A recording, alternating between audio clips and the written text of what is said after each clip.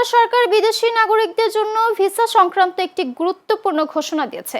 দেশটির স্বরাষ্ট্র মন্ত্রণালয় জানিয়েছে, আঞ্চলিক অস্থিরতার কারণে চালু করা অস্থায়ী ভিসা সুবিধা আগামী ৭ জুন থেকে বন্ধ হয়ে যাবে। এর ফলে মেয়াদোত্তীর্ণ বা মেয়াদ শেষ হয়ে যাওয়ার ভিসার ক্ষেত্রে আগের বিশেষ ছাড় আর কার্যকর থাকবে না। গত মার্চে আকাশসীমা বন্ধ, ফ্লাইট বাতিল এবং মধ্যপ্রাচ্যের উত্তেজনাপূর্ণ পরিস্থিতির কারণে কাতার সাময়িকভাবে বিভিন্ন ধরনের ভিসার মেয়াদ বাড়ানোর সুযোগ দিয়েছিল। এতে অনেক বিদেশি নাগরিক জরিমানা ছাড়াই কাতারে অবস্থান করতে পেরেছিলেন। তবে নতুন ঘোষণায় বলা হয়েছে, ৭ জুনের পর থেকে আবার স্বাভাবিক ভিসা নবায়ন নীতি, নির্ধারিত ফি এবং অভিবাসন আইন কার্যকর হবে। কর্তৃপক্ষ বিদেশিদের দ্রুত ভিসা নবায়ন, প্রয়োজনীয় ফি পরিশোধ অথবা ভিসার মেয়াদ শেষ হওয়ার আগেই দেশ ত্যাগের আহ্বান জানিয়েছে।